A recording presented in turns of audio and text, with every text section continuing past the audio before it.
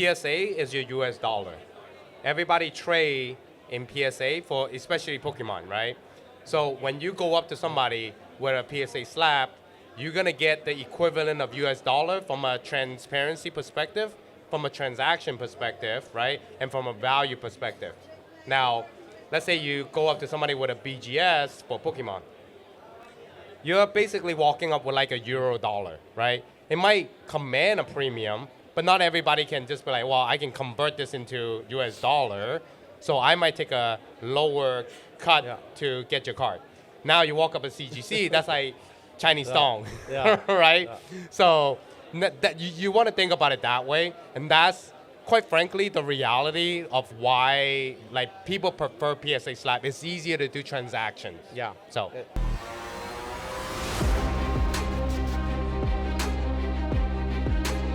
Ladies and gentlemen, welcome back to another episode of the TCG Table podcast. We are here today at the season 2 finale episode, and we are doing something special. So we are also at the Showcase Card Show today. This is their 1-year anniversary at Anaheim, California. They're doing the show today.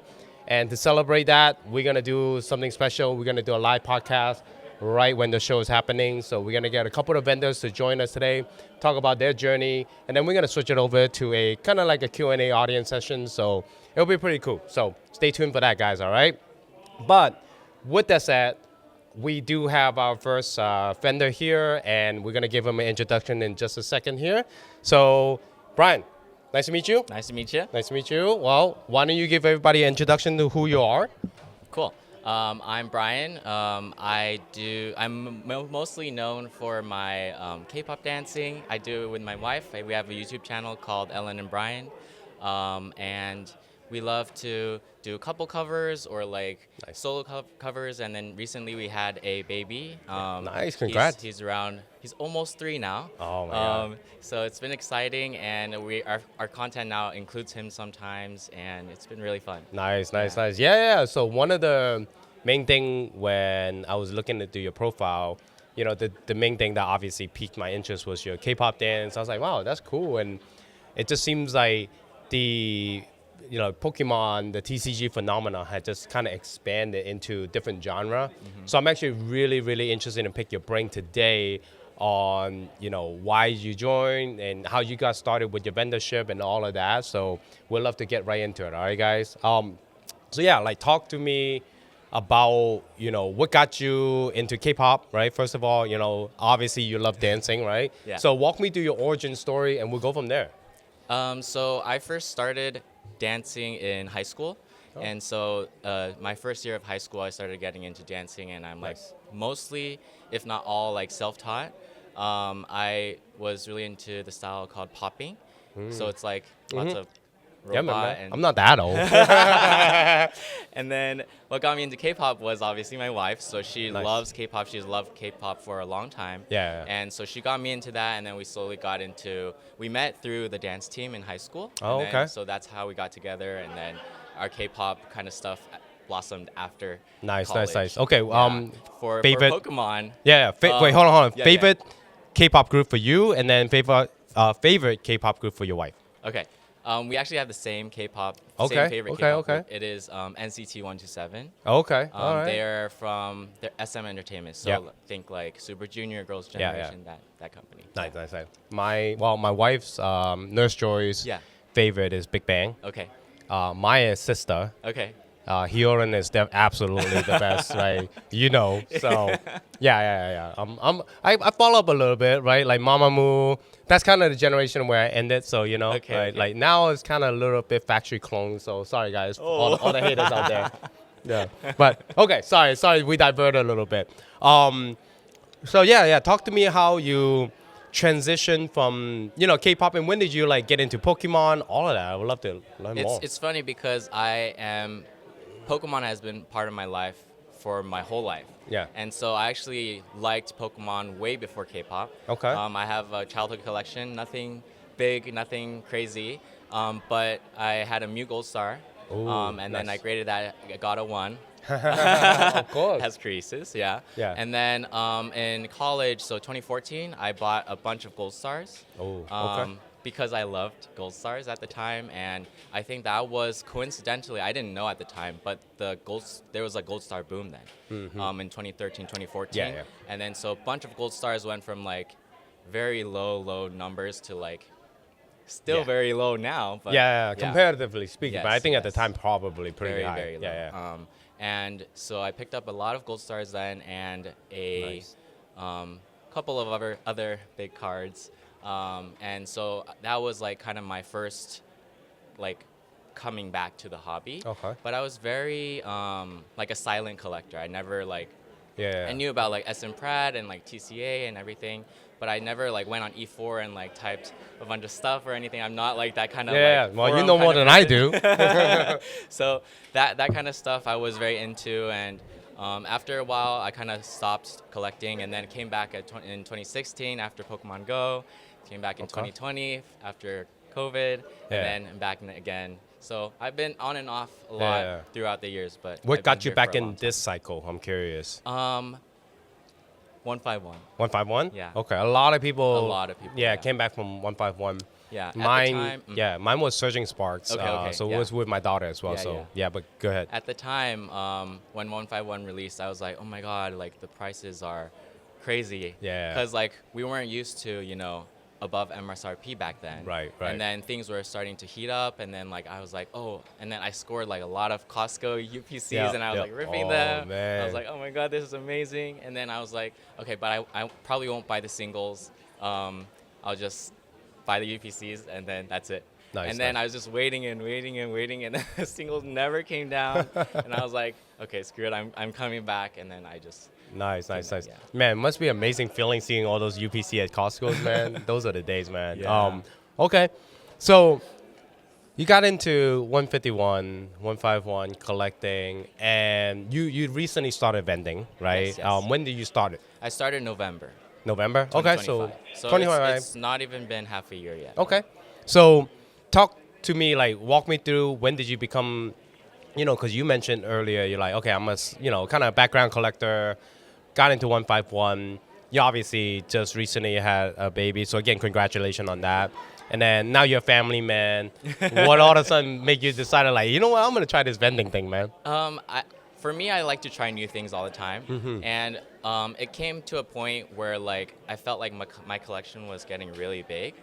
And I wanted kind of a way to like offload stuff to kind of consolidate more. Okay. And so that was my first thought of like why I should get back in, like why I should get into vending. Yeah. And then I saw like a lot of vendor POVs, buyer POVs, and I was like, oh, that's really cool. I've never known like this scene before. Yeah. And so I was really interested, so I wanted to give it a try. And then the first time I did it, it was amazing. Yeah. And I think what like my biggest takeaway from the first time was like it's awesome to meet people who come to shows, and then because like you meet a lot of people who are trying to find cards or like just looking around. Maybe it's their first time, maybe it's their like 100th time, and it's like so many people in like different walks of life, like Right. there's so many different kinds of people. And for me, I like to meet a lot of people who share the same hobby, and that's like cards, right? So Right. for that whole experience, what I loved the most was just meeting new people and kind of like, because like I'm not stuck up on like a few dollars here, a few dollars there. Exactly. Like Exactly. it's more about like meeting people, and if I like my cost basis, is really low. So Right. I like to give deals if I can on the cards that maybe someone's really like, oh Yeah. my god, like that's the card I want, and then it makes me feel really good because I had that feeling before. Yeah. Like, You back continue the then. legacy of the Yeah, collection yeah. that you had, right? Of course, yeah. And then if it's something that I'm like, oh, I can part with this, no problem, and then it makes their life so much better. I love to do that kind of stuff. Nice. That's awesome, man. I think that's kind of like where I feel like a lot of the folks are kind of, going from a collector to kind of vendor space. Is like I talk to many people and they all kind of said similar things, right? Which is like, I want to be able to kind of give my collection because I had my time with this card, I enjoyed it, and now somebody else can appreciate that card. So I definitely can see that, man. And so let's talk about a little bit about your vendor journey, right? Since you started, what have you learned? You kind of still early on, I would say a little bit, right? But what are some of the goals you have? Maybe in like your first year. I don't know if you thought about it. Maybe we'll do live exercise here. So yeah, talk me through that. Well, my initial goal was just to consolidate, sell some stuff that I don't want, and then like kind of grab something that I do want. Yeah. Just to kind of like balance out my portfolio, whatever. Get the cards that I really wanted for a long time. That's what we're all in for. I think in general, I would want to kind of like find a good identity in this space. You Yeah. know, like since I'm so new, I feel like a lot of people are very experienced already, and I'm pretty new. So I do want to kind of have like a persona almost. Yeah. Not like a made up one, but like just who I am in this Your in this identity. space. Yeah, identity. Okay, yeah, that's nice, man. I mean, I think you obviously have like a big dancing K-pop following, right? And again, that's what initially draw me interested in your story. So that's why I was like, I think you should lean into that, and you should definitely utilize that as your platform to then kind of infuse that with the hobby, because it's genuinely what you love, right? Both sides of the world. Yeah. And I think as hobbyists, right, we welcome all walks of life and all the types of people who come in and want to just like do things, sell a few collection, get a new couple of collection. Man, Yeah. I'm finding myself in this year, my second year of vending. Yeah.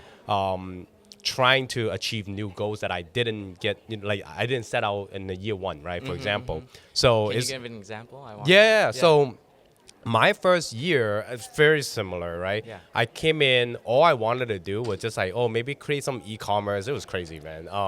And then I was just like kind of testing it out, and being a vendor wasn't like super cool back then, right? And so I kind of came in not knowing what I was doing. I was just like, I'm going to ask everybody, just learn everything I can. And then I did that, and I started growing my collection. What I did was I threw all my PC item out. I didn't really hold back. Yeah. And that's one of the things I tell people. Just because you put your PC item out there doesn't mean you have to sell it. Right. Unless it's something that you mutually agree with the customer that you both want this deal, you don't have to sell something just because you put it out, right? Yeah. So that's one of the snippet that I would tell people now, right? Because I've seen a lot of like the internet, right? The good old internet. They always like, oh, why is this vendor like, nickel and diming over $1? Or why is this customer like asking for so much discount? Well, people don't understand that at the end of the day, like the vendor, that's their collection. If they don't want to sell it, they don't want to sell it. It's not your card, right? Just because you see the comms on eBay, that doesn't equate to the fact that they have to sell it at that comp, right? That's the honest truth, right? The eBay comp is a reference to how much pricing it should be around the market for that card. But if the person wants to sell it high, et cetera, right? You get the point. But I deviate. Going back to the point here is, my first year goal, I was just navigating. And now I kind of gone through my waves of modern, tag team, and then, a little bit of vintage, back to modern, and then One Piece, and I started collecting other stuff as well, like Gundam. Yeah. And now my second year goal is like, okay, I've seen the gamut a little bit. Now I want to kind of focus on what do I want to actually collect? What do I see as valuable, right? Yeah. So I'm going through my journey of like growing as a collector. And then I'm more strategic about what I pick up and what I sell. Yeah. And how I do transaction. I think that's my second year goal. Okay. So yeah, Nice. hopefully that give a little bit of insight, right? Yeah. So yeah, that's really cool, man. So I think even for you, I think I would love to hear like if you were to tell somebody brand new, Okay. right?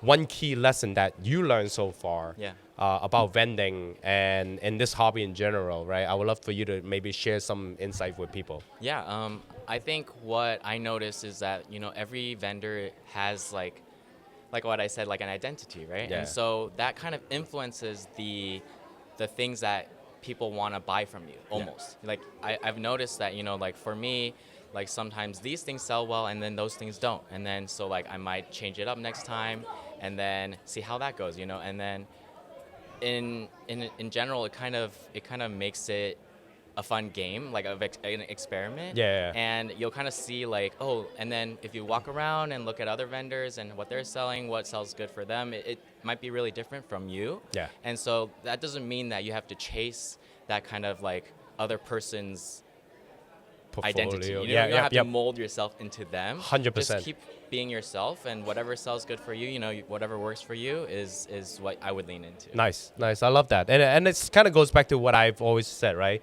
Collect what you enjoy. Right. And somebody else in the world will love it just as much, if not more. Yeah. And they will pay the premium for it. So don't ever feel like you have to buy something just because all the cards are moving up in that sector, right? Because chasing the money is never part of the hobby. So Yeah. Cool, man. Well, we do have a showcase card here, so I'd love for you to showcase some stuff real quick. Okay, so this one is an Umbreon Gold Star. Without the stamps, guys. Yes, without the stamp. I know you guys know the art very well because of celebrations, but this is one that I brought not because of the value, but because this is one of the cards I picked up in college. Wow. I paid 100 for this. Can I see it? Yeah, of course. And they got a 6. Do you know how much it's going for currently, the market? I think like 7.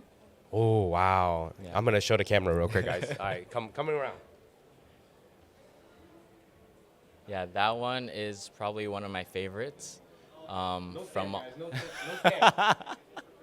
that's one of my favorite gold stars. That is awesome. Back then, yeah. So this is one of the ones I picked up back then, and this one is pretty recent. Have you seen this card? Yes, this is actually my favorite. I love this card so much because I really like the artist. Yes. Komiya. Yep. And this is one of the harder to get cards from his collection. Here. I would love to show this off. This is so the holo is so nice. Amazing. And then it's like, yeah. Ooh. And then the person that's in that photo is in the drawing is Masuda. Yeah. So it's one of the only, like, the few cards that have like a real person depicted in it, which is cool too. Beautiful. Yeah. Oh. I recently mastered his Komiya's. Wow. So besides the jumbo. Yeah. Besides that one. That's awesome. Everything else, yeah. That's really, really cool. Yeah, no, I appreciate that. I appreciate showing me. So now I know where to go for the gold star. Yeah, I had to make it work it. But yeah, Brian, well, I really appreciate you stopping by. Thank you so much for taking some time. I know you got a booth you got to go back to, so I'll see you in a bit here. But before I let you go, please tell everybody your social media, how they can find you, where they can see some awesome K-pop dance. Hey, so I have a YouTube channel called Ellen and Brian, and we do K-pop dance covers and family content now. Nice. We have, I think, 3.8 million subscribers. Yeah, I'm trying to get there, guys. Yes. Help me out. Rooting for you. Do I need to be part of the K-pop dance cover here? Yeah, and then my Instagram handle is Briankevli, so Briankevli. Yeah, I spelled it wrong yesterday, so I'll save myself an embarrassment. So. Appreciate you, Ryan. Thank you so much for your time. Thank you. All right, man. Thanks. All right, guys, welcome back. And as you can see, we have our second guest here, Mr. Pokida. How you doing? Great, thanks. All right. Thanks for having me. Yeah, thank you for taking in some time to do your show and come swing by and chit chat with us, man. Absolutely. Yeah. So, introduction, really quick. For those who doesn't know who you are, tell everybody who you are. My name is Chris. I'm AKA Pokedad, Snorlax collector, extraordinaire. Yeah, he can. I want him to be my Pokidad so I can get this Snorlax collection. Yeah. Yeah. So no. So the reason I had you on because I know the first time we met, you were just like, "Hey, want to check out my Snorlax collection?" I'm like, "Oh, who's this guy?" Right. I'm like, "Yeah, let me see it." And you open up this. I just saw this like lit of like gold light just shine through your case, and I'm like, holy moly. Yeah, it was cool, man. It was very, very, very cool. So that's when I knew you had like a killer like Snorlax collection. Oh, absolutely. And we've been just friends ever since then, man. So this man is serious about it. So give everybody a little bit your background, how long you've been collecting, and what drawn you to collecting Snorlax specifically. I started collecting, I would say, right when the first base set came out, and I was 18, 19, bought a bunch of Pokemon cards, and then I kind of stopped, and it kind of fell off, and life happened. Yeah. And then I kind of picked it up when Pokemon Go came back out. Okay. When 2016 Pokemon Go hit. The reason why for Snorlax is because I ran around and hunted all the Snorlaxes in Pokemon Go. So that's kind of a cool little thing. Yeah. So Snorlax was really tough to get. So me and my coworkers, we'd always run around and try to get the Snorlaxes. Sure, and sure. that's kind of how the love of Snorlax This guy came right to here. be. That guy right there. Okay. Yeah. Nice. Nice. So- Okay. Man, Pokemon Go got a lot of people back in the hobby. Oh, yeah. Yeah. So the guest right before you also came back in doing Pokemon Go. Yeah. So It took about 2 years before I came back into it after playing Pokemon Go. And I said, oh, man, I love Snorlax and just chasing it. And I was like, I like this card. I like the character. And I was Yeah. like, let's start collecting Snorlax. So that's Okay. how it all came to be. you didn't know how hard it was gonna be, did you? It's tough. Yeah, because he doesn't have a lot of cards, but those ones are expensive. Yeah. So what was the first set that you came back into from that era? I would say it was roughly XY Okay. evolutions. Towards the end of that, there was a bunch of that out there and kind of picked it up there. Unfortunately, they didn't have any Snorlaxes Right. in there, so that was kind of tough. But I was like, oh. So we started looking for more of the vintage type of stuff and, Call of Legends, some of the other sets that he has, really cool cards, and that's kind of how it came to be. Right. Okay. Cool, man. Yeah, I think Snorlax, again, is very, very tough character to collect, despite how the popularity, which is weird. Right. Right. And you'd kind of think that he'd have more cards out there because there are lots of Snorlax collectors. I run to them all the time, and they're like, dude, Right. I see all your stuff, and I'm just like amazed. So I mean, it's, there are There's lots of like Snorlax. 3 character that's like very popular but hard to collect, which is like Snorlax, Psyduck, Oh, yeah. and Slowpoke. Yeah. Like tough. And it's tough. crazy because there's like the last big card for me that came out recently that I had to have Snorlax was Journey Together, the staff one. Mm-hmm. Oh It's man, crazy. Yeah. brutal. So that was the last big high dollar card. There's been some, commons and uncommons, but nothing as far as too serious high dollar value. Right. So that brings me to like I think a question where maybe you can help some of the younger collectors, right? In that world where you're hunting for cards, how do you? What's your method of going about finding? I mean, I try to hunt as best as I can. The method, it's tough when there's cards like that that's low pop Yeah. and they don't come around very often. So when they do come around, you try to grab them. I try to diversify and have a bunch of different Snorlaxes maybe I could trade for, or a little bit of cash, a little bit of trade, so that sort of Sure, thing, and sure. then kind of build up your inventory for that one big card you gotta have. Yeah. So- Do you find yourself like, because like how limited it is, you kind of know the inner circle of the few collector that does have it? Oh, absolutely. Okay. You get a few of those collectors that want what you have, and you want some of the stuff that other people have. So it's kind of a vicious circle. Yeah, it is. That's kind of what I'm learning with like high end, vintage now. Anyway, Oh, yeah. like the circle shrinks significantly. yeah. But yeah, okay. So, what would be an advice you give maybe some of the younger collectors now who getting into collecting? Because obviously, Pokemon now global phenomenon, right? absolutely. There's no more bubble. I don't think it's a bubble. It's just we just No. leveled up, It's right? crazy. Yeah. So what would be your advice be for somebody who's just starting to collect now, and how do they set themselves successful in the future? Yeah, I mean, I think, nowadays kids or young teens or adults, start slow and start building up your inventory. Start off with a few cards. I'd advise not going for that one big card because then you tie up all your resources in your money or inventory. Yeah. So kind of start slow and then, work your way up, and then eventually you'll hit some of those big cards, those grills that you've always wanted. And, Yeah. and you'll end up with a decent sized collection. Yeah. It's a marathon. It's definitely not a sprint. I feel like. Yeah. Yeah. And I think for me, and we'll get to this in a second here, but like for me, I started more of a vendor first, and then kind of simultaneously in parallel a collector, right? So my journey has been accelerated, but I realized like that's not normal, right? Like Right. people collect and then they kind of evolve in their collection a little bit as their value of some of the cards grow. Right. So guys, just like definitely don't rush it. Enjoy the process because I think that's part of the enjoyment of getting that collection.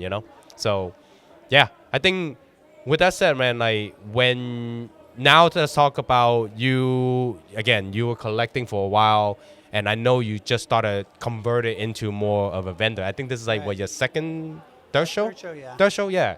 Talk to me. What made you decide to like make that jump? So I'd just been picking up so many Pokemon cards along the way. At first, it only started out with Snorlax. I would buy nothing but Snorlax. I remember. And so I kind of transitioned into, there's some cool SIR cards. There's some cool cards that I like. I'm into like a lot of low pop stuff where it's like there's not a lot of it out there, the niche type of stuff that, I want to have something that very few people have. Yeah. And so that's kind of what it transpired and went into and morphed into. And then some of the other characters, there's tons of characters that I like. Charizard, there's a million different Charizards out there. Oh my God, yeah. The new Charizard is like crazy, man. Absolutely insane, yeah. Just absolutely crazy. So, the look, the card, if I like the artwork, that's a big plus for me. Is like, I like that. That's cool. I like to have that in my collection. And then it, as it grew and I started having a bigger collection, I'm like, all right, well, there's some of that stuff that I don't necessarily have to have. That's not like what personal, was I thinking? Right? Not personal, but and it's appreciated in value over time. So that's a big key. And it's like, all right, well, let me sell some of this other stuff and maybe work towards something else that I want. Yeah. Something that I don't have, or just getting out there. And vending's a big portion of meeting people and that sort of thing. So it's been a really cool pleasure. Yeah. How are you enjoying the vendor process? I like the vendor process. I've met a ton of cool people like yourself along the way. It's a really cool community. I'm a socialized person. Yeah. I like socializing with people.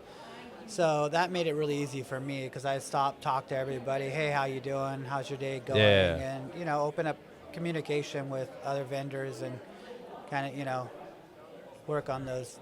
Yeah, networking, man. Yeah, start getting those Snorlax. Exactly. Yeah. Bring me those Snorlaxes. Hit this guy up with your bulk Snorlax. Yeah. Okay. So with your vendor journey, I'm actually curious to see your experience so far, and what are some of maybe your opinion about it, right? Do you think that because how popular TCG has become in the last year and a half, I guess, do you feel that it's just natural eventually everybody just go from a collector to a vendor now? Not necessarily. If you have the resources and you have the cards and stuff like that, you could potentially turn into that. With me, I was fortunate to have a lot of stuff and have it early on and have more of it. And so it grew kind in of helped value. out with that process. I like the vending process because it allows me to see other cards come to my booth that I haven't seen or I have an opportunity to purchase. Somebody else, their collection, or they don't want this card anymore, and it gives me an opportunity to potentially have that card. Yeah, no, that's awesome. So with that said, I know I asked the last guest about their goal in collecting because it was their first year into collecting. What about you, right? Because I'm interested in hearing, you having more of a seasoned collector and now a vendor. Have your reflecting on it? Have you feel that your goals change? What are some of the things that you feel like maybe evolving, right? As far as a collector and now into a vendor. Walk me through that, man. Well, one thing, I want to collect every Snorlax that's out there. So. Still the same goal. There you go. There's the goal. How far are you from Oh man, I'm far off still. Far? There's a couple cards that I had a chance to obtain and I didn't obtain them, and now they Just look like they're potentially out of my reach. But we'll see. Maybe one day, On your deathbed, you're like, oh, Snorlax. Yeah, No, maybe hope I'll not, get hope lucky not. and trade, a big part of my collection for one of those cards, or Nice. So yeah.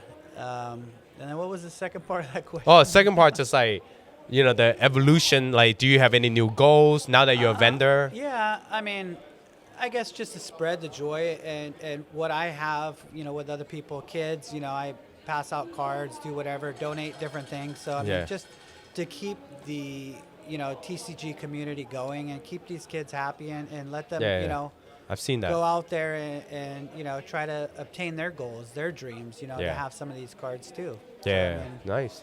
Well, I know, last question before I get to the showcase here, you also recently started getting heavy into One Piece as well, right? Yeah. So walk me through that thought process, because that's very far from this blue guy right here.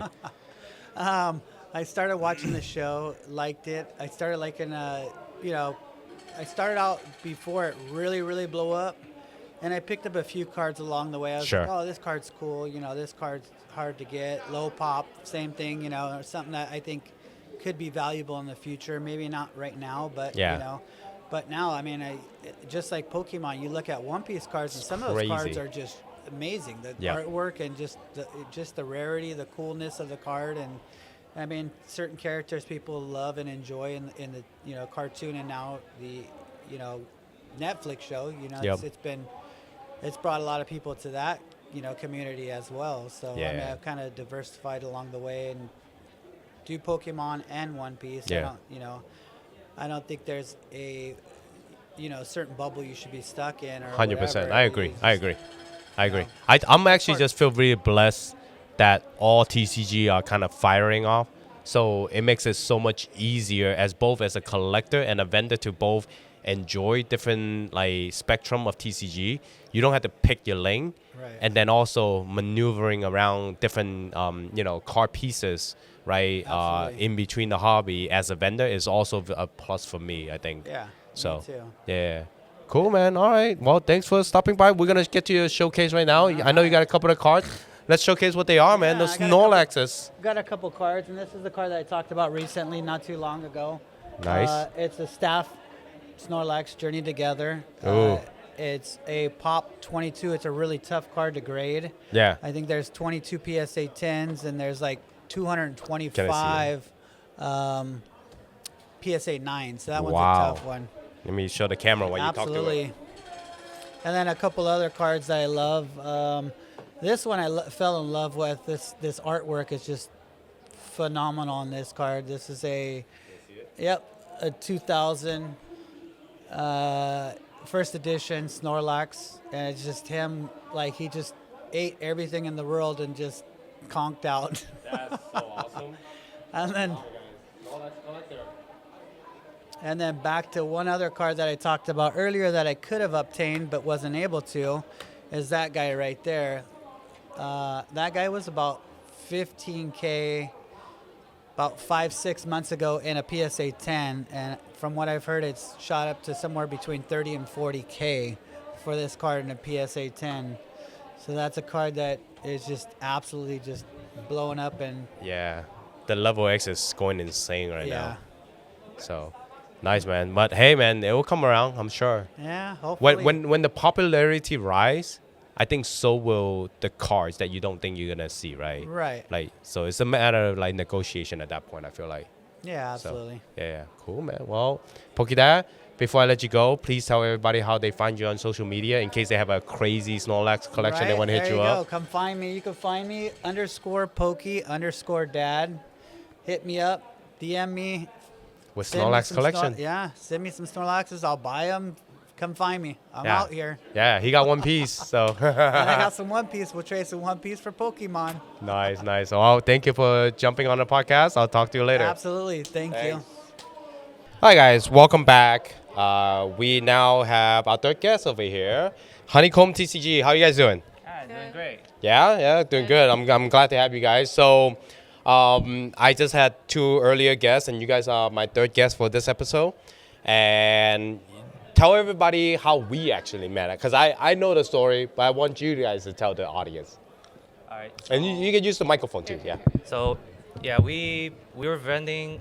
We actually started back in August. We were maybe only 2-3 months into vending, and we met Alan at a Collectors Expo show down in Dallas. Yep. And Alan came by our table, and we did a deal together, and we stayed in touch. Yeah. And he's been great, giving us advice on navigating the vendor space. and eventually him and Kristen invited us out to California for our first California show. And so far, we've been having a great time. Different type of audience, Yeah. and it's just been a great experience, and we're hoping to come back. Nice. Yeah. The deal that we did was the OP13 seal Yes. case. Yeah, sealed case of OP13, and then for some cash and Yep. some slabs. Yep. And that was right before like it got Before the super big One crazy. Piece Yeah, thing. But you guys remember, I was like, I knew. I told you guys, I was like, I knew it was gonna go crazy, and I'm gonna secure it now. Yep. And I made it happen. And then what? Like you remember, you're Really, like, the day what? after? So I was like, man, I feel bad. I gotta invite them to do some show here. Yeah. So I'm glad we made that deal and we made friends. Yep. I mean, that slab took us really far. So Yeah. That's good. That's good. I'm happy that Yes, sir. we both were able to kind of get something out of it. I still have the case at home. You guys Yeah, know yeah. already. Yeah. So yeah. And then I just really enjoyed it. You guys' company when we were away from home. So that's why. And of course, like my channel here, I always emphasize on like building connections because like the hobby revolves around building connections, right? So Yes. that's really why for me, I want to invite you guys guests, as a guest on here to kind of talk about that experience of actually connecting live, and now we are able to kind of like make friends, and we talk all the time on Yeah. on IG and stuff like that. So, but yeah, walk me through you guys' business philosophy, because I know like for me it's like even though I'm with like Nurse Joy, as a brand, but we kind of operate still kind of independently relatively. I know you guys are more like business partner. Walk me through the pros and cons of that. How do you guys make it work, the working dynamics and stuff like that? Okay. Yeah, go for it. So I guess in terms of like branding wise, we were all about branding. Like when we first started, I Okay. was like, oh, if we're Honeycomb, we gotta do like yellow this, gotta get the Combi bag. I got like someone commissioned a Combi bag for us, buy the Combi plush. Yellow table. Yellow table. Nice. I think when we started vending, it was kind of like we have so much PC. Like we just met. I actually did a 1 piece deal. I gave him 6 packs of OP. 6 packs of Pokemon. Okay. And that trade eventually led us to becoming friends, and we were looking at our collections, and we were seeing all these people getting into the vendor space. We were seeing how big Pokemon and the TCG space was getting, and we just decided to try it out for fun, just to see how it was like. And after our first few shows, it kind of took off a lot faster than we were expecting. It was a lot of fun. Like I think just meeting people, talking about the cards, talking about what they collect, what I collect. It just got super, super fun. So we're like, oh, let's just like do a show every weekend. Yeah. And then we thought it was normal to do a show every weekend. We're like, oh, this is normal. We work, Monday to Friday, Saturday, Yeah. Sunday, we'll do our shows. But then people were like, you're crazy. We're like, what? Every weekend's normal, right? So People tell me that all the time too. really, Yeah, they're like, you're crazy. I'm like, I guess it's just all roll into one, Yeah, and it's fun, and then you get into routine. We were doing local shows mostly for the first like little while, so it was easy to just like go over Friday, price the cards, spend the night like pricing, ripping and pricing, Ripping and then pricing the card. Yeah, that you rip, like, oh basically. man. and then and now we're doing out of town shows, which is kind of crazy. That's awesome, right? Yeah. Yeah. So what did you guys individually collected to begin with, actually? I actually started with a lot of vintage. Ooh. I'm from Where are Canada. they? Where are they? I want to see them. I'm from Canada, so when I went back to Canada, there was a lot of people selling their vintage collections, and I was like, oh, yeah, I'll do it. I'll pick it up, and I've kept the ones I liked. Like it's cute or it's cool. The hollow has a swirl. I'm a big swirl person. And Celebi. Celebi, yes, I collect a lot of Celebi. Celebi, Jirachi, and Porygon. Those are my top 3. Okay. I keep those ones now. I had to cut down. I had Skizzard for a while. Yeah. I had a lot of Pokemon. I was like, I gotta cut it down. So that's me. But I think we all get to the point where we keep picking up cards we like, and we end up looking at our personal collection. And we're like, oh my goodness, when did I buy all these cards? Yeah. And for me, starting collecting, I mean, it started out like many others, early 2000s. I was opening base set, jungle, at the playground with all the other kids. Nice. And I eventually transitioned to Yu-Gi-Oh! Like a lot of other kids did. Yep. But back into 2017, early 2018, I don't know if you remember XY Evolutions came out. Yeah, that's and right. when that set came out and I ripped a couple packs, it just brought all the nostalgia back. Okay. And it just Yeah. got me hooked. You know, Nice. I was ripping a lot of XY Evolutions, like just chasing the Charizard just like I used to back in the day, and that kind of kicked off me starting to collect again. Yeah. And then expand myself out to other Pokemon. Like now I collect Lugias, and Yeah. that comes from me having a Neo Genesis Lugia as a kid, Mm. selling it at a garage sale for way too cheap, and like that memory still haunts me to this day. You see, guys, that was surgical what I traded in. I knew I got him. No, He, that's he good. wanted to keep it. Yeah, That's why yeah, he traded was a Lugia. He yeah, it was good. It was a Silver Tempest. Remember, guys, I told you that Lugia Silver is good. Tempest Lugia is such a utility knife. You can use it for anything, guys. A lot of people love that card. It's a really Love that nice card. And I talked to a lot of vendors, and a lot of them were like, "Oh, I got back into collecting because of the Silver Tempest Lugia." Actually, Oh, really? yeah, that was one of the insight I picked up, and I'm like, "Man, that's such a good card." Yeah, yeah. Gorgeous So, art. yeah. With that said, you guys are now doing out of state show. Yes. Yep. I want to get your experience because I know a lot of newer vendors, maybe even some seasoned vendor have not contemplated, right, or thinking about it, wanting to do it. Wanted to see what you guys' initial thoughts are, and how do you guys plan to kind of, do you guys like it? Do you guys want to continue doing out of state show? What are some pros and cons? Walk me through that. So, I mean, we started doing a lot of the local shows, right? And we at this point we understand our like regular audience that we see at these shows every week, and really we just wanted to try it out. I mean, Yeah. the opportunities are all there. We live in Dallas, so it's a relatively drivable distance to Houston, Austin, Oklahoma City. So a lot of other big cities that have these communities that that we can potentially dive into, and we did Houston, Austin shows, and when you invited us to California, we just saw it as an opportunity.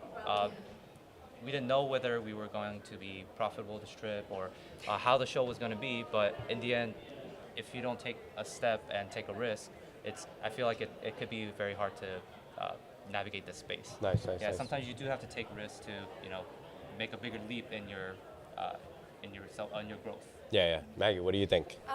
So I actually vended in Seattle last year as well. Okay. just by myself. You abandoned Roy? You're like, yeah. I took our stuff, so I vended for free with my free hours overtime. No, I'm kidding. And I think that first show actually opened my eyes because there was like a way different market. There was like, because we did shows every weekend, like I said earlier, right? So you'd see the same faces. Our inventory was like changing a little bit, but not that much. But like the biggest pro for us is going out, changing the inventory and bringing it back home for our regulars that we know are looking for stuff. Yeah. I think another pro is that you get to meet cool people. You get to talk to people. I'm a big foodie, so traveling Nice. food is always good. I think the cons definitely though is like it's kind of stressful. Like Yeah. the first time I went, I was so stressed because my luggage. I'm like, is it gonna get open? Are they gonna open the seals? Are they gonna like take my stuff? So packing it, worrying about it getting lost, catching the flights, missing flights. Yeah, worried about picking up too many things at the show that Yeah. you might not be able to take Oh, back. Yeah. Remember when I picked up the OP13? I'm like, how am I gonna ship this Yeah. thing back? I remember You made this it work. Joy looking Yeah. at it like, Yeah. oh. Well, yeah, we all were like, yeah, this is not gonna work. I was like, we'll make it work.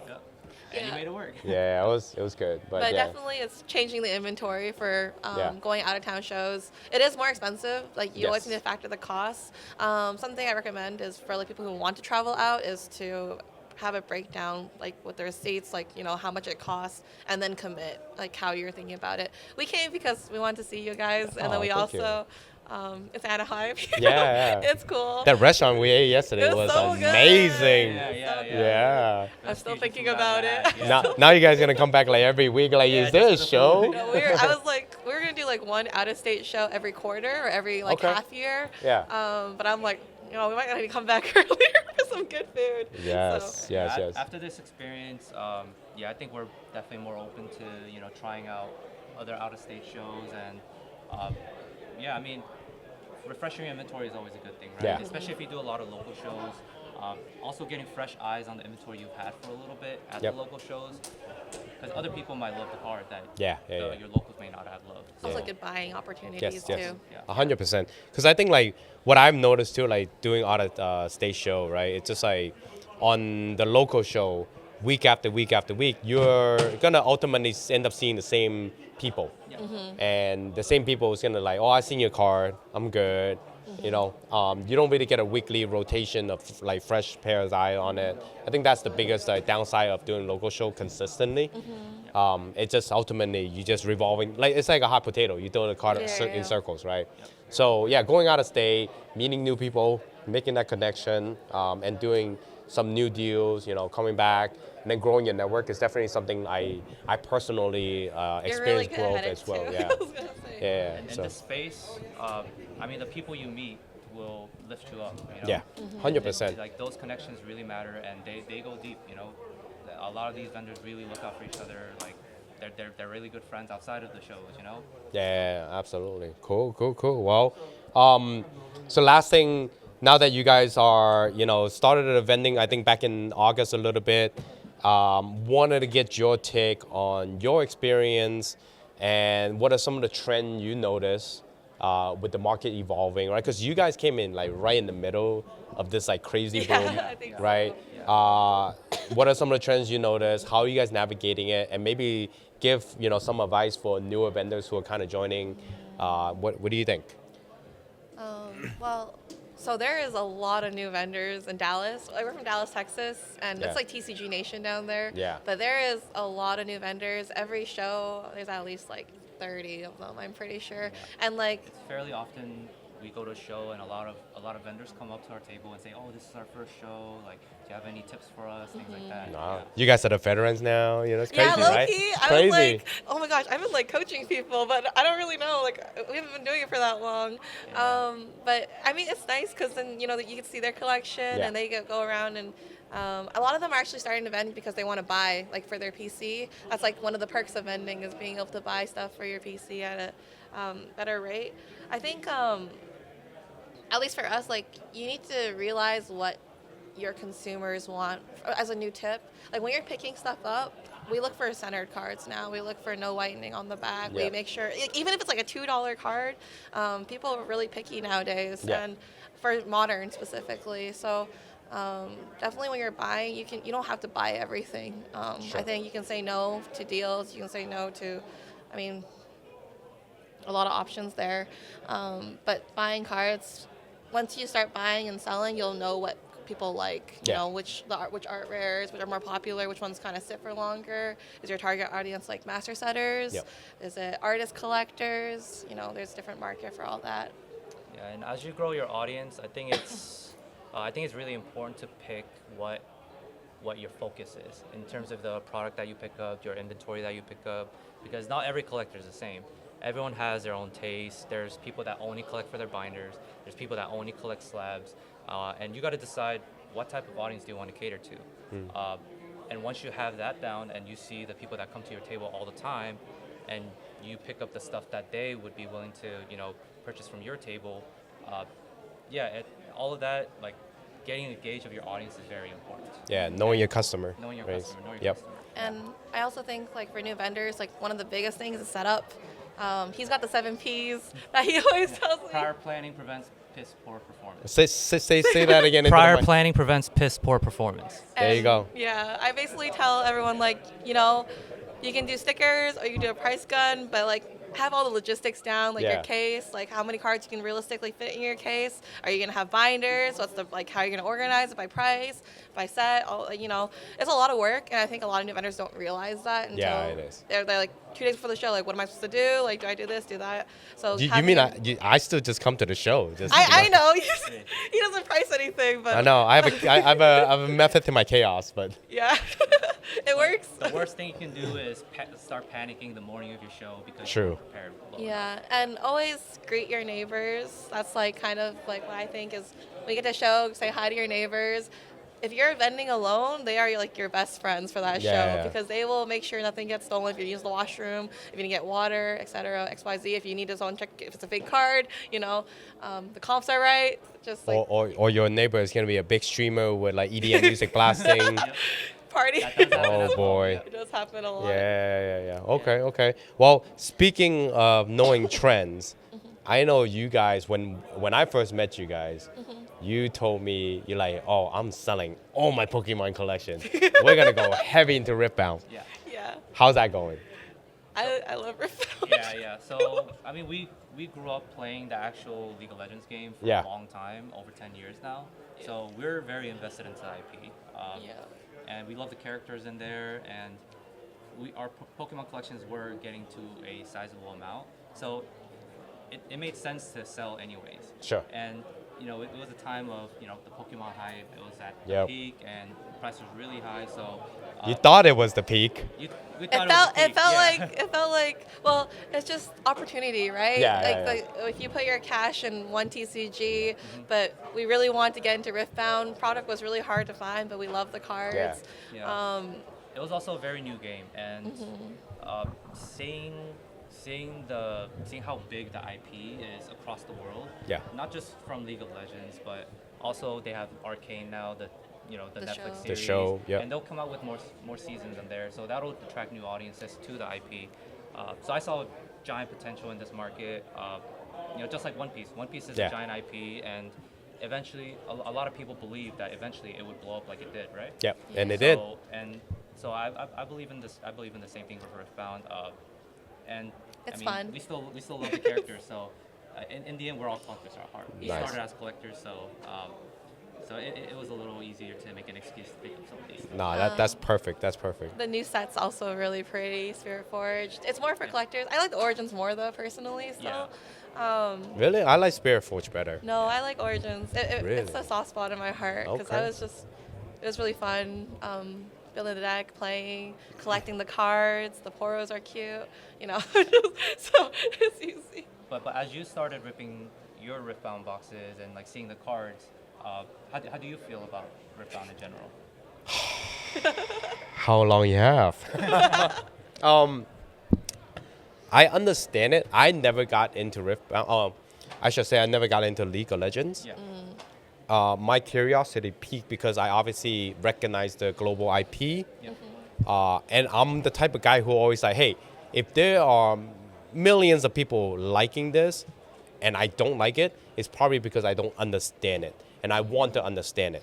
Yeah. So that was my initial interest in peeking in, like, hey, let me try it out to get my own take. So when I say I like it or dislike it, I can at least stand behind firm on my own opinion. Yeah. So I'll tell you this. I see the potential, and I've talked about this with Twice Big Jake on the podcast previously. I think there are a lot of things that they could do better for the TCG market side of things. Because right now, Riftbound have zero collectability for like casual collector, Yes. non-player or non-high dollar roller. Yeah. Right? Yeah. It's you're opening cases just to get over numbers, card or one right? card, yeah. Or one or two cards. And then you're really aiming for that even more difficult tier, which is a signature. Mm-hmm. And unless you are a high dollar roller who's willing to drop down $2-3 grand, you're not having fun. Yeah. You can open, we did it. We We opened a opened seal, yes. whole seal case, and we're all just collectively just gassed out. We're like, It was this hard. is not cool, right? Yeah.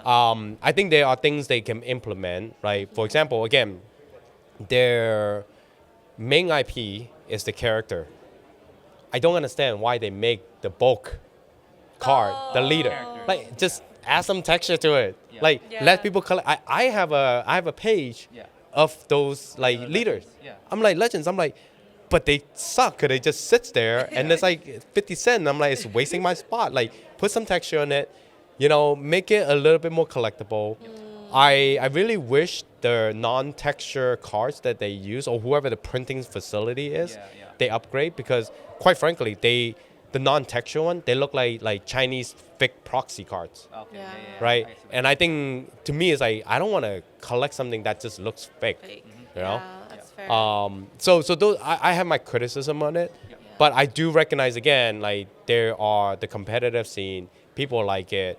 Again, I'm sort of being critical with them because they are a global IP. So Yeah, I hold them to a They have the resources. yeah, I hold them to a certain standard. Like, how can you have a full event, right, at the regional, Yeah. and then your price card is the metal card of the same card that you already made in bulk version? Yeah, we were talking about also even like the launch promo. It was just Yeah, it's the already same with thing with stamp. the, and I can't even tell the promo part of it because it's Yeah. so tiny. Yeah, and it's like it's a yellow and it kind of blends in with the I, card. So I definitely think Riftbound right now is more of a player's game. Everyone who collects Riftbound just collects the over numbers that they like. Yeah. But most people do play. Like that's why the playable cards are so expensive, even though they're not really cool. But even then, reward the player, right? Like, why do you make metal version of the same exact yeah, art? that's kind of You know, you have a whole year to plan this event. You tell me you couldn't have your artists, Yeah. which I know some of them actually. Yeah, yeah. You couldn't have your artists just draw up some custom drawing. yeah. Right. Over number version. Yeah, like something to incentivize Yeah. the fact that this is our year-long hard journey of somebody who earned that card, Yes. right? I think the best ofs are actually quite. It's still the same card, but they have a way different foil texture on the back. Yeah. So that's cool. I think the one most collectible item that Riot did release for Riftbound is the arcane boxes. Yeah. Those What in the have- Nexus packs? Oh, and the next night pack with the GG. Yeah. That I, one- I feel like they I still put more think the effort in arcane one- that, right? Like Yeah, than they need a little bit more. than the metal card. I'm like, okay, some That's also true. some of the marketing decision just doesn't make sense, you know? But they also yeah. pumped it out really fast, unironically. I think it was like it was announced like a year or 2 years ago, and then and then they I have think 4 they sets rushed now. the release date a bit. Right. And I mean, the players were happy because they got to play the game sooner. Sure. But the prices, I mean, There's if you're not enough trying to build a product. meta deck when the first game first came out, you're spending $300, $400, sometimes $500 just to get playable cards for your deck. Yeah. And you need to open more than just a case for a More play than a set. case. Right, Yeah. right. So, I'm hoping things improve, at least from the player side. I play the game myself, and it's a ton of fun. But Yeah. I do see the problem where the point of entry and how much it costs to build a deck is difficult for a lot of people. And hopefully it gets to the point like One Piece where to build a full meta deck, it's not too expensive. Yeah. Same thing with a lot of other, like Pokemon TCG. You can basically build your full deck out of commons and uncommons and a few EXs. So I hope we can get to that point. Yeah. And I mean, Riot's a global company. I feel like we're giving too much slack for being a global company, guys. Step up your game. A small indie company. Small indie company that got Yeah, bought out by a basically. giant company. I mean, they have so many projects going on too, which is why I think they don't Yeah. care Yeah. enough about. I think they could do better than alt arts though. The alt Yeah. arts, they just took a Yeah. skin, they just added a little texture. Yeah. Some of them are cool, like the Lee Sin for Origin. Can I love can I it, just but- suggest one thing? Stop printing your card in black border. Start with that. Like you notice that, like Yeah, the black all border black, yeah. I love is the so it's very depressing in a way, right? Like when you open, yeah. you're like, okay, no, nothing. Mm-hmm. You know. It's a So, little yeah. closer to like the old school Yeah. regular rares that didn't even have the foils. And Yeah, stuff. make it collectible for casual because I want to collect. Yeah. I don't necessarily like I don't have the time investment to go play. I want to support the company. The I want to IP. support the IP. Let me collect it. Give me incentives to collect. Because we know they can do it. If you look at the over numbers Yeah. and signatures, the cards they're are beautiful. gorgeous. Yeah. And the textures, Exactly. even the regular alt arts, the textures are beautiful. But it just Yeah. they just put a little less effort into I the think other epics and rares. It'll take like 2 or 3 sets before they get to there, I think. 'cause Yeah, They're yeah, still, you know, Figuring it trying out. to figure it out. Yeah. They really cared mostly about the players Right. going in. So But I think the surely- biggest thing is they have to respect the secondary market because yeah. that's really where their popularity is going to grow. Yeah. You know, as much as I know they probably either don't want to or don't realize it, Yeah. secondary market is where everybody's, occupying. That's So what drives the deck prices. Right. How much does it cost to build your Right, deck? right, It's a secondary right. market. yeah, Yeah. supply and demand. Yeah. Well, with that said, enough of me being an old grumpy man No. It's about Riftbound. Right, contact me, man. I can be a consultant. But let's get to your showcase. We do have some cool cards here to show you. Yeah. We brought some Riftbound. Yay, see? Found. Relevant for the conversation, guys. Yeah, so this is the overnumber misfortune from the origin Gotcha. set. It's actually Nice. gorgeous. Yep. It is. I actually pulled this over number You too. hold that one? I'm going to show the case. Okay. That one's. Yeah, it's such a beautiful card. Like with Origins, they did an amazing job with the overnumbers. I think so With the too. signatures, they did an amazing job, and they're really hard to pull. Yeah. They actually are hard. They for are. Origins. Yeah, for 'Cause- Origins, it's I think average 1 in 3 boxes, right? Yeah. And Yeah. That's so right. you get maybe 2 in a case. I would say the rates are probably similar to something like an SP. Right. In Right. one piece. This is the first over number he pulled me too. Nice. Yeah. Awesome. Yeah. And then we have Soraka, my queen, because I love Soraka. I play a lot of League. Like, I'm a ladder warrior. She's like my bae, so I was ranked 1 at some point. Yeah, yesterday. Moss pulled it for us actually. Yeah, so we all opened the case, and this was the biggest hit of the case. we were really worried because we were opening. We're like, we need help. I'm glad you guys got it though. Yeah. Because I think you'll be pretty sad if I pulled it. No, it's awesome. No, I'm glad I went to a good home. It's the signature is my chase, so but I'm trying to do like a page of Soraka. Yeah. Just All, because all we got was open number rocks after that. It was a I think, seal. yeah, the seal. Yeah. I think the over numbers are really low right now, actually, for what they are. Yeah. Just because of how hard it is to pull, I actually think they're like.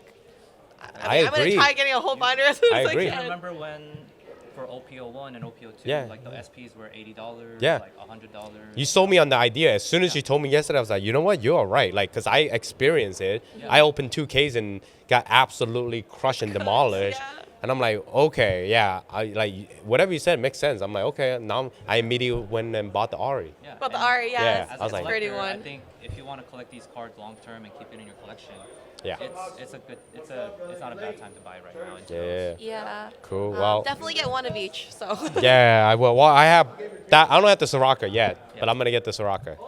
So, but yeah.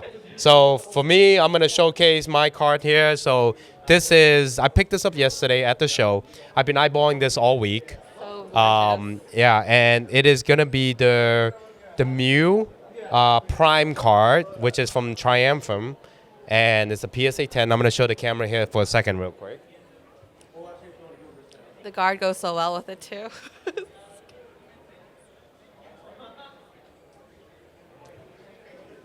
So, I talk about on my podcast this episode about goals and like setting goals. I think one of the things that like when I first started last year, I didn't really know what I was getting into. I didn't really have a goal in mind. I was just like, I'm just gonna go do shows and just see what happens.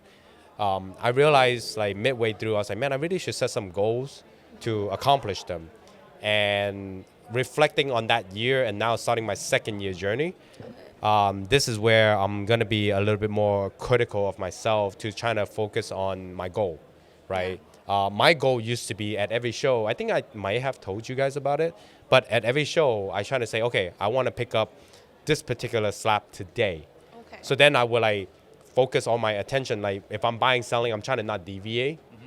So then I have the capital for it. If it comes up. Right. Or like I will go find that card, right? So those are some of my goals to help me focus. And How second, do you pick your card?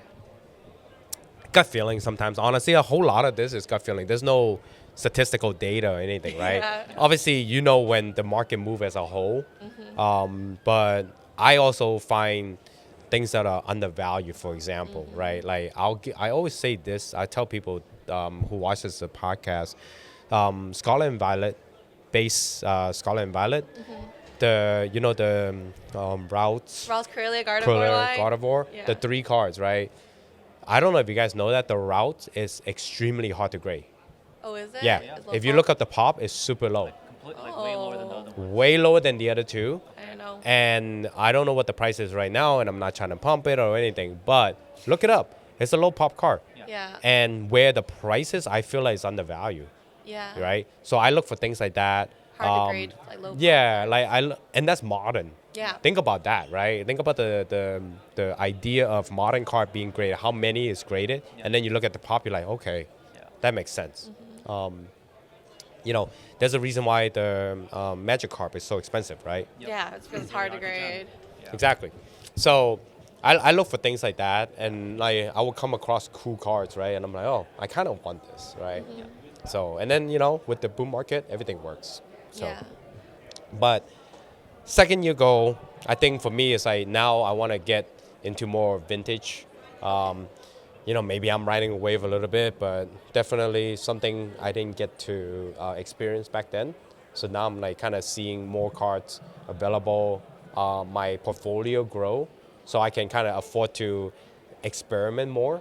And I shout out to High End Heaven, because I interviewed him when we were in San Antonio, and he convinced me that like there's a big market of vintage. So Yes. I was like, ever since I talked to him, I was like, okay, I really want to experiment and dabble my feet into it. So I've been kind of focusing on, making that as my goal. And it's just a new learning experience. Yeah, Right? absolutely. I feel like I conquer the modern a little bit, so now I'm trying to setting a new challenge to see if I can successfully conquer the next level. The mid-era cards are really, really nice too. Mid-era, vintage, things like that. And then of course I jumped into One Piece also, Yeah, right? yeah. I've collected One Piece and navigating to One Piece. The first One Piece boom, right, between November and like February, it's like how I describe the gold rush to kind of like what Pokemon used to be. Yeah. I think a lot of people who jumped in head first were able to secure a lot of grails and Yeah. really like grew their portfolio, Yes. right? And I promise you there will be another wave of One Piece to Yeah, come for back, sure. right? And when that happens, stuff is going to get more and more and more rare, right? Yeah. It's a cycle over and over again. We actually had a debate about which one's the bigger IP, One Piece versus Riot. Yeah. Yeah, and they're both really big. What was you guys' individual answer? I mean, it was a hard question to answer because there's no actual numbers for it. Sure. Right? Like we can't realistically say this many people ever watch One Piece. But as far as the IPs go, I saw the potential in international countries as far as Riftbound goes, because League of Legends or Legends of Runeterra, like basically that world is. It's one of the biggest IPs in China, Singapore, Korea. So a lot of these Southeastern Asian countries have giant markets for them. Yeah. And I mean, as a collector, especially at the high end, a lot of these collectors will generally flock to the rarest, the most valuable piece, right? And in most TCG markets, that's the English version. So, Yeah. So that's why I saw a lot of the market or the number of people that would follow the IP and support it. Also, I know we say Pokemon's for the kids, but a lot of collectors are adults, like older adults who grew up 100%. with Pokemon, and like I think League is something a lot of people my age and even like older, older brother, his generation, my generation, even like the younger generation, they also grew up with it, which is Yeah. why I believe in the potential, like long term. Because when we're, I mean, right now we're already buying cards, but let's just say like when we make more money and we're like 50 or 60, we're like it's something we'll go back to nostalgia. Like I will never forget League, 'cause I grew up like Sure. I started playing League when I was in grade 4, so Yeah. definitely something that's gonna carry with me in my life and. A lot of people. Yeah, who part of play your core League. memory now, right? Yeah. Okay. And so that's why I believe more in that IP. And one thing I've noticed a lot with at least playing against other players at like local tournaments, local events, a lot of people started playing Riftbound, I would say like 70-80%, because they played League of Legends originally or they watch Arcane and just love the characters there. Okay. So the world that Riot has built, it's vast. There's so much depth to it. There's hundreds of characters that they can leverage to make cards, attract new fans. They have another season of Arcane coming out, so Nice. Yeah, I think it's only up from here. And All right. maybe if we're lucky, the MMORPG. MMO. I'm waiting MMO. for it. MMO. Let's go. Let's go, We're Riot. waiting for it. Get your stuff together. Yeah. All right, guys. Well, Waiting, right? before I let you guys go, tell everybody your social media, how they can contact you. One last time. Okay. So I do most of our social media. We're mostly just on Instagram right now. Maybe make a website later on, but on Instagram we're Honeycomb TCG. It's like a little comb, like bunch of A honeycomb. honeycombs. Yeah, Yeah. basically. Yeah, we'll be there. I'm Maggie. This is And I'm Roy. Roy. So, all right, guys. You guys know me, host of the TCG podcast, Alan Lee here, aka Pokemon Hero, and we are gonna be wrapping up the guest portion here, and we'll see you guys on the live audience portion in a bit. All right, guys. Peace. Thank you. Ladies and gentlemen, welcome back to the second half of the TCG Table podcast season finale. We are here at the Showcase Car Show, first anniversary car show. And of course, we have the one and only Mr. Moss. Hey, brother. Hey, guys. Thank you guys for coming. thank you for having me on, and thank you for coming to the showcase. Yep. You've been with us since day one, brother, and we appreciate you, man. Of course, man. Of course. I'm happy to be here. Very, very exciting show for 2 days here. So I want to see what's your recollection of all this because you're still living through it. So is it hectic? How has it been this show so far? It's been crazy, man. Like, one moment it seems like a minute, and next thing you know, it's 12 o'clock. The next thing you know, there's a kid there, right? And all of them are so attentive, right? Okay. Name a fire Pokemon. Ooh. Go ahead. Flareon? Come over here. I'm going to give you something to look. See, we got to keep them interactive. Here you go. All right, come on up. Congratulations. Come on up. Here you go.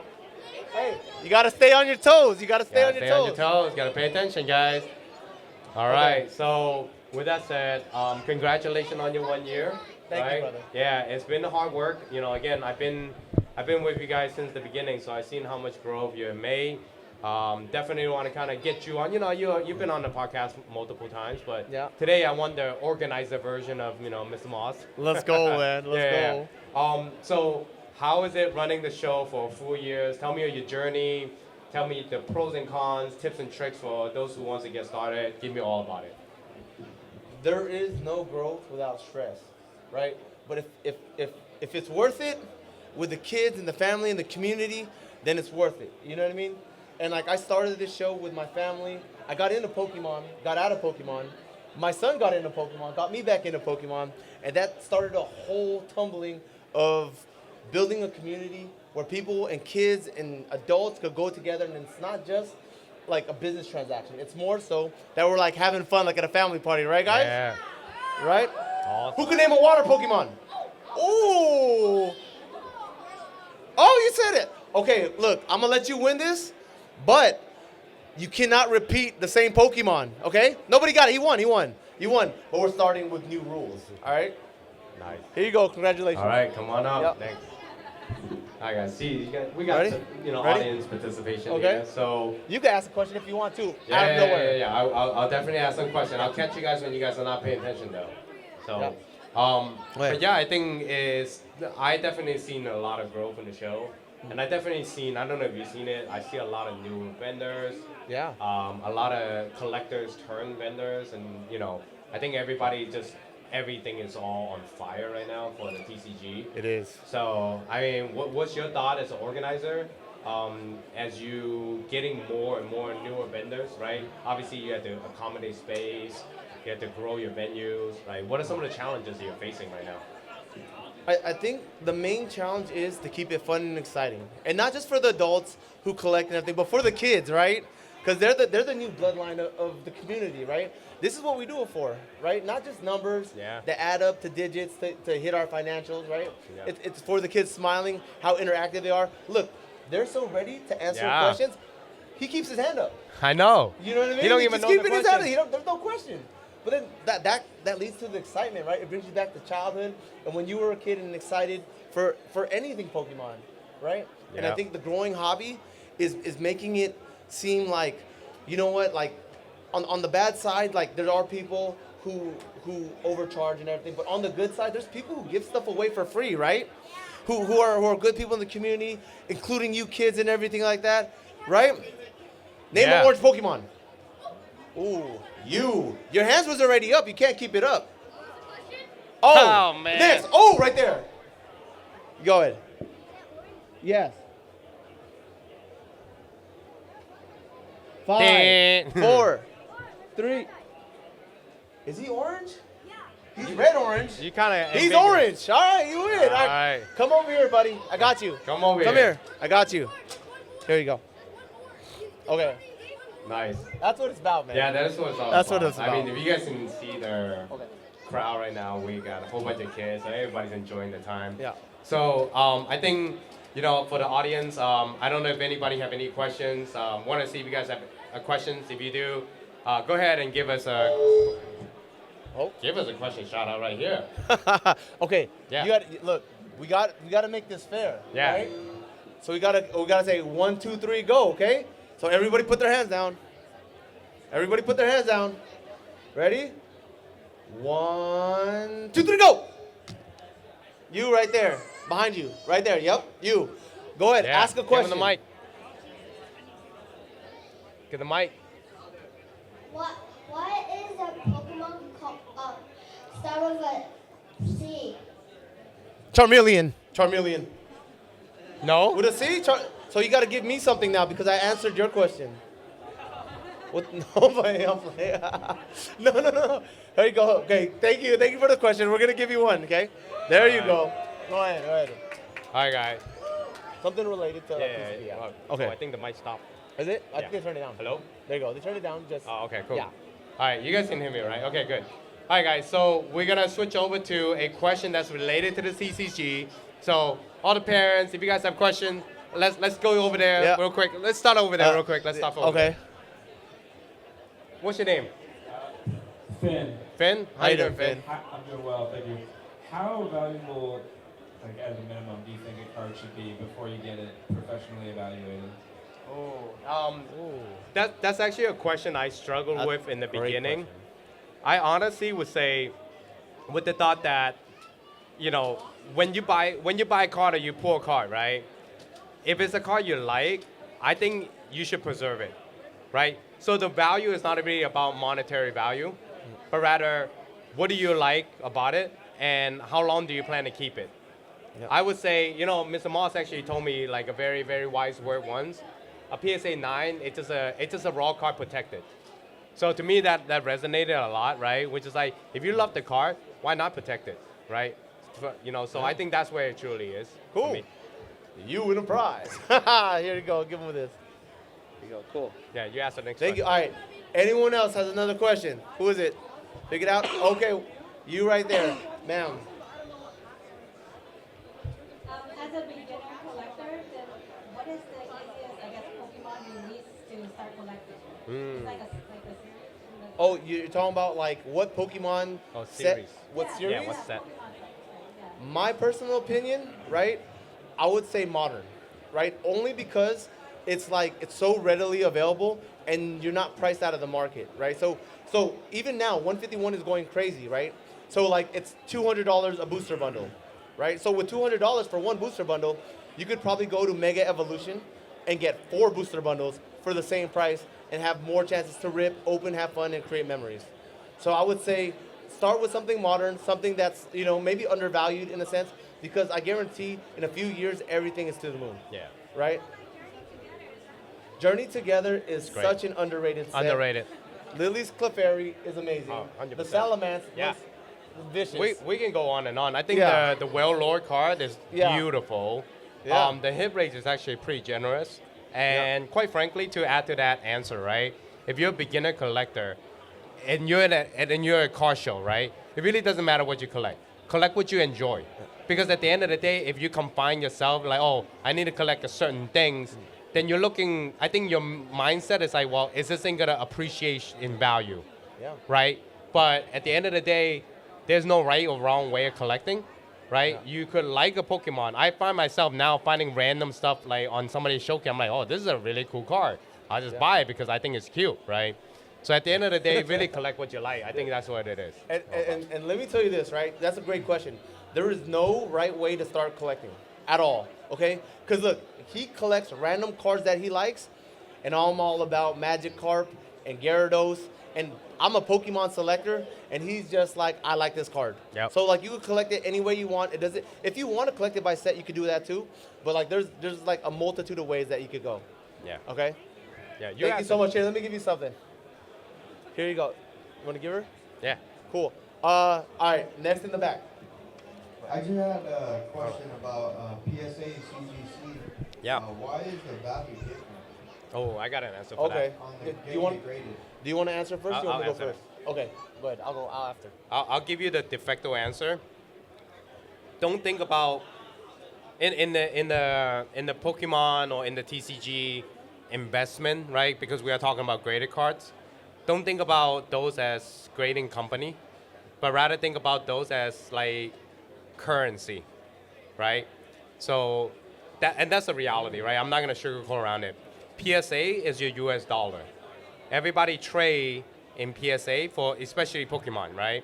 So when you go up to somebody with a PSA slab, you're gonna get the equivalent of US dollar from a transparency perspective from a transaction perspective, right? And from a value perspective. Now, let's say you go up to somebody with a BGS for Pokemon. You're basically walking up with like a euro dollar, right? It might command a premium, but not everybody can just be like, well, I can convert this into US dollar, so I might take a lower cut to get your card. Now you walk up at CGC, that's like Chinese dong, right? So that you want to think about it that way, and that's quite frankly the reality of why like people prefer PSA slab. It's easier to do transactions. Yeah. So. Yeah, and to add to his point, it's really about liquidity, right? So PSA has been around forever. Let's just say that, right? And then you have CGC that came up, right? But PSA, the market value of PSA as the company holds maybe what, billions or trillions of dollars, right? Yep. So you have so many people invested in PSA that it's like almost guaranteed that it wouldn't fail. Whereas CGC, comparatively, is a startup company that's trying to get up. But now that like CGC has blemishes, and also PSA has blemishes too, but they have blemishes, but the track record of PSA is more withstanding than it is with CGC. Yeah. That's what I would say. Cool. That's a great question, man. That's a good question. That's a great question. Here, let me give you something. Here. Go for Hey, it. you want to come up here and give it? Oh, Yeah. Yeah, I got you, Next bro. question, I'll get the gentleman up here in a second. Oh, Yeah. I'll get to you next. Yeah. Yeah, go ahead. What's your name, sir? Gary. Gary, nice to meet you. Nice to meet Yeah. you guys. Go for it. So, if you guys can go back in time, besides the base set, any other sets that you guys would recommend to create? Oh, okay. I got this. I already know what this is going to be. I know what I want. Like, knowing what I know now, Yeah. 100% EXD Oxys. EXD Oxys? 100%. Okay, mine would be Neo Destiny and all the shinies, all of them, and all in double hollow error, because for the longest it's been silent, right? So last year, and this is just a story, right? Last year I sold a PSA 9 double hollow error Gyarados for $3,900. Yesterday I bought it back for $10,000. He did. Right? And that it's not even just that. It's like the rarity and the time in the market. And also preference, right? What you like. Some people prefer the yellow borders or the silver borders. Yellow border, double hollow error. I'm in all the way. Yeah. Thank you, brother. Yeah. Yeah. And for me, Yeah, like you the EXD Oxys, simply because like the Gold Star Rayquaza. Yeah. You, Oh, yeah. It's the pinnacle, right? And with how short printed it is, Yeah. I mean, if I have to put one box, man, that is going to be the one. So, Okay. great question. All right, next I got the gentleman up here. And then What's after your that, name? the kids. Yeah. Yeah. Do you think grading Pokemon modern cards is still worth it? Being like how many is being submitted right now these days? So the question was, is it worth submitting modern Pokemon cards, even though many other people are submitting it? The short answer is yes, right? Yeah. But I would caution that to say, again, submit what you enjoy. Obviously, don't open a bulk pack and just be like, oh, I'm gonna submit everything, right? Yeah. You never know in this hobby, right? There's crazier thing that ever happened. I cannot say with 100% record that's like, oh, don't grade everything. But Yeah. at the end of the day, grading your card is always going to be the way to maximize the value of the card, right? That's just truly the name of the game, the nature of the game. So, Yeah. I want to add to that. Like, I would absolutely grade every card that your eyes love, right? But then if you want to talk about a financial perspective, Yes. right? You got to look at the value, the market value of a card, right? And then you have to dig a little bit deeper, and then you got to see what the card is worth in, like, let's say we're saying PSA, right? So in a PSA 10, right? So now if for example, if a card is worth $100 raw, right? Like not graded, and then if it becomes a 10, it's worth $1,000, right? That's like 10x, right? So that's like a no-brainer, right? But now if a card is worth $20, but in a 10 it's worth 40, well, you're probably going to be in the negative, so you better love that card because it's going to be like $26 the grade. Yep. So it's 46. Cool. Thank you so much. Let me give you one. And then let's take some questions from kids. yeah, let's go. Okay. You want to go first? Nah, go for it. You sure? Yeah, go. You got to put your hands down. You got to put your hands down. You got it? Okay, go. Let's see. As Give kids, it. should we like keep our most valuable cards? Like save them? And I mean this with all of my heart. Absolutely. Absolutely. Don't sell your cards. Keep them. Treasure what you love, right? And don't think about the money. Think about what makes you happy, right? I think of Pokemon like pets, right? I love to fish, so I got Gyarados. You know what I'm saying? I love Magikarp, but definitely treasure what you like. Okay? Nice. Cool. All right, next. You want to give them? Yeah. Oh, hold on. We'll give you a thing. Charisma. Give them a raffles. Yeah. Go for it. You like Charizard? Do you like Charizard? She was looking at you directly. He's okay. No, I love Charizard. Look, Charizard has been overly hyped and loved for years for a good reason, because he's amazing. But not as good as Shiny Gyarados, so look, I'm not going to hold you. I'm not going to hold you. Here, let me give you one. He likes Charizard because Charizard helped him get a lot You're more welcome. cards. Cool. And then you can start giving them raffles. Yeah. What's your favorite Pokemon and why? What is your favorite? That's yours. Mine? Oh, my favorite Pokemon changed over the years, I would say. I would tell you, it started with Giratina, because I thought he was very cool. Yeah. And the Shinji Kanda card. But more recent, I find myself liking Mudkip, Manaphy, like all the water Pokemon, because they just got cute poses. Yeah. Okay. So, what about you? Me personally, I don't know. you know I like Shiny Gyarados, right? You can see it. I got Shiny Gyarados on me. And because it reminds me of when I was younger and I used to go fishing a lot with my family. You know? How you doing? If you could be any Pokemon, what would it be and why? Snorlax. He doesn't do nothing. All he does is eat, grumble, and go back to sleep. He might block a road or two in the video game, but like he's chilling. He's big chilling. Snorlax! Okay, next question. Oh, what answer? All right. What Pokemon would you be and why? What Pokemon would I be and why? I think I want to be. This one's a little sad, man. I mean, I'll probably be like Mimikyu. Mimikyu? Because, yeah, Mimikyu is so sad, man. I just It's a want to ghost. like. I know. Kind of want to give him some love, man. You know. So sad, man. I know. I want to capture a Mimikyu. I feel like Mimikyu is underrated. Okay. Mimikyu is cool. When did you first think of making a card show and how? Oh, that's on you. Oh. My first thought when I was making a card show, I was actually a vendor for a while, right?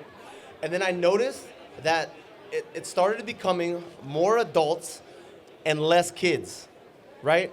And then I'm like, you know what? I think, and then I see like other shows, like some of the people weren't treating other people right, and some people were acting like that. I wanted to build a community where my son and my nephew and nieces, you know, they could all play and have fun and have a good time, right? Where everyone could enjoy each other's company, and it doesn't have to be about the monetary value. And then so like seeing how it came into fruition over the course of a year, I think we're on the right track, and I love the community that's being built. So thank you for that question. That was a great question. Yeah, that was a great question. And when he first started the show, he just promised a whole bunch of us that was free food. And then That's we real. had it in a karate dojo, and I was like, "Where's the free food?" There was free food. There was free food though. Homemade. All right, next question. If you were a water Pokemon, what would it be? Water Pokemon, man. What about you? Well, you already know. No, It's the same answer. I'd probably be a Shiny Gyarados, but before that, I'd probably be a Magikarp. You know why? Because if you don't like me at my Magikarp, you don't deserve me at my Gyarados. No, I'm just playing. But yes, Magikarp and then Gyarados. I think for me it would be Mudkip. Mudkip is so cute. Mudkip? Yeah, Mudkip is so cute. Playing around in the mud, just happy. Okay. Okay. Yeah. Oh. We don't talk about that. We don't talk about Swampert, that. Sorry. right? Yeah. All right. We got one back Mudkip? here. Mudkip? Card in the world and the Mudkip evolved into Blastoise? expensive card in the world. The rarest card in the world is the one that you couldn't get. And the most expensive is apparently the one that Logan Paul just sold. Apparently. But Okay. it's always going to be the card you couldn't get. But that's what keeps us in the hobby, right? Okay. All right, one more Yeah. in the back.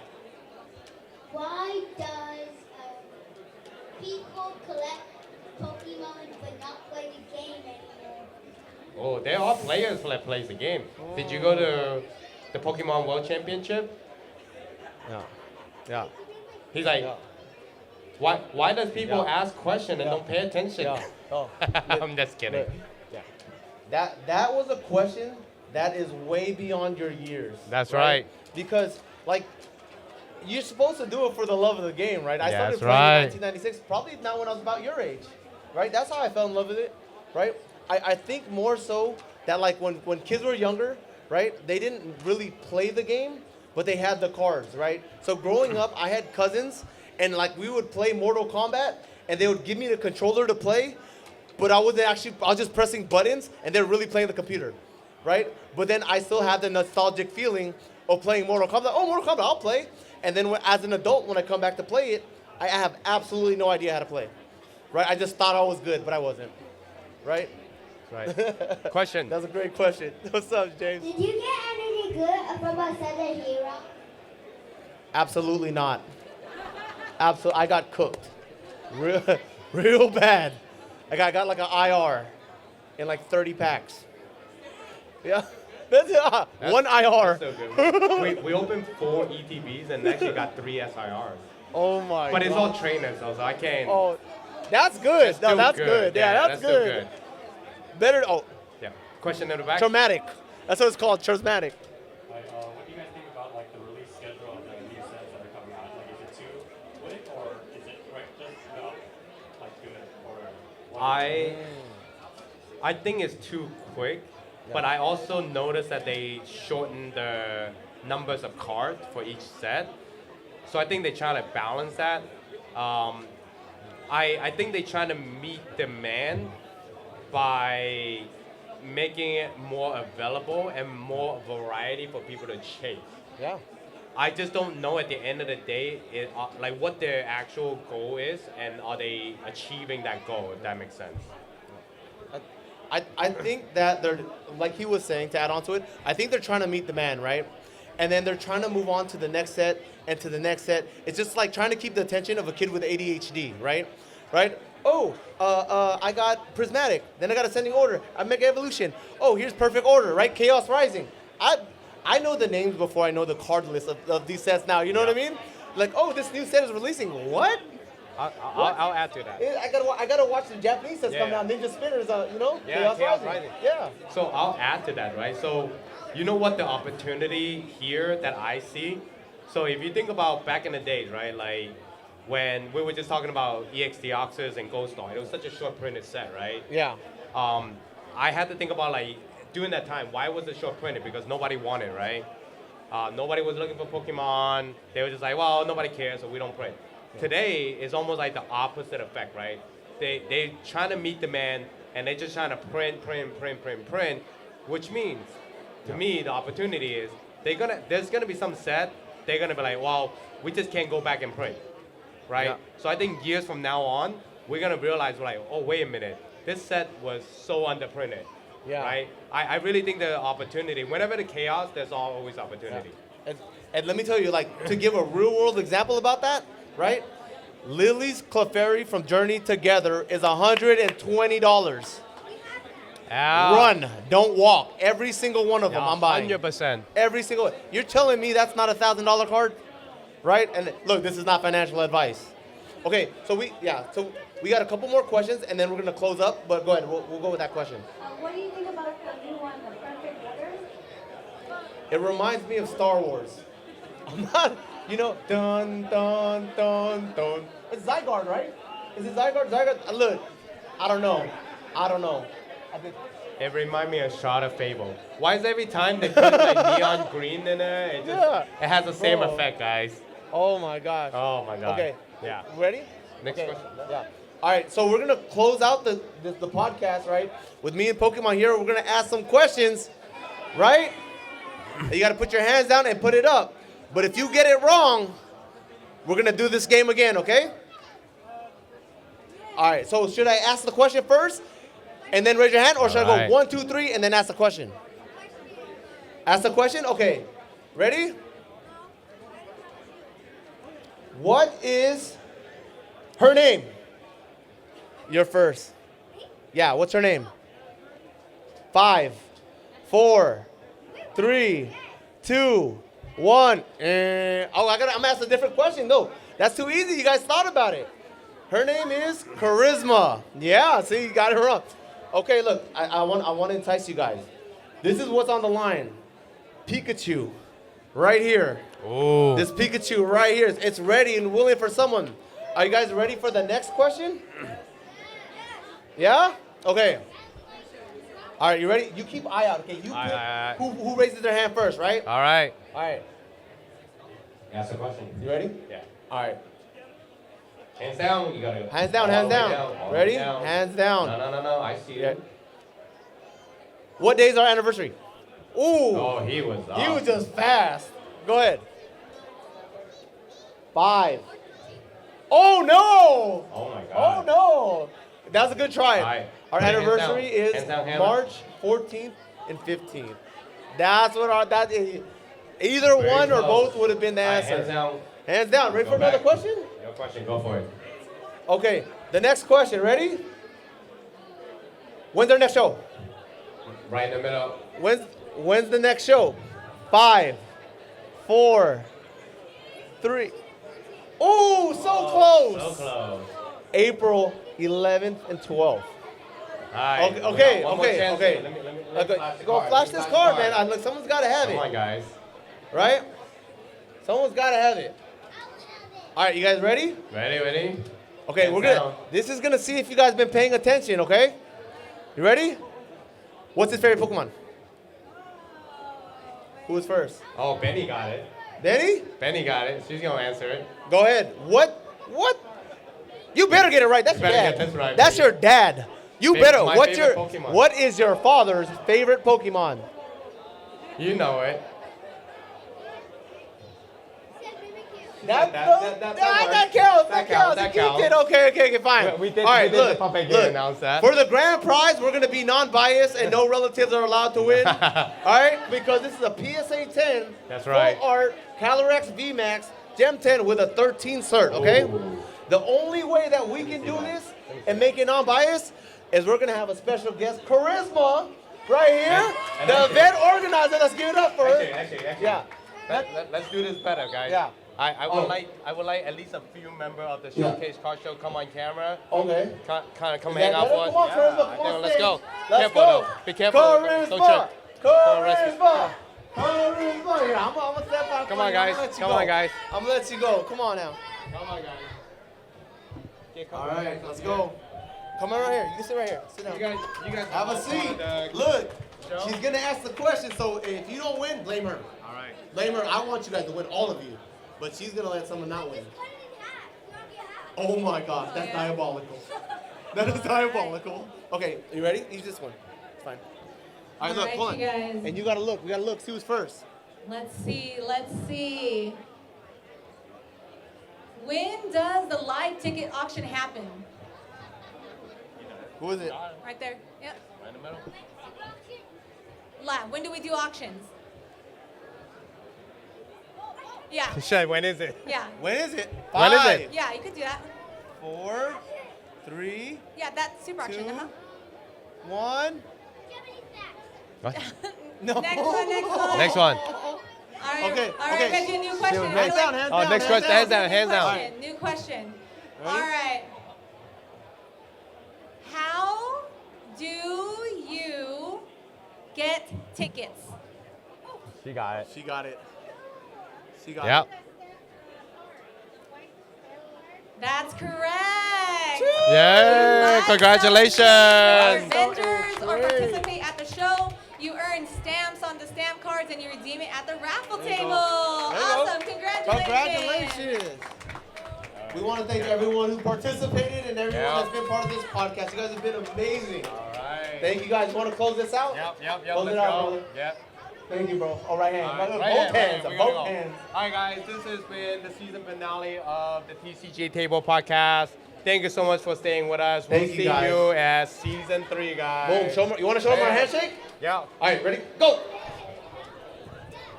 There you go. We couldn't come up with a handshake, so we just started. Peace, guys.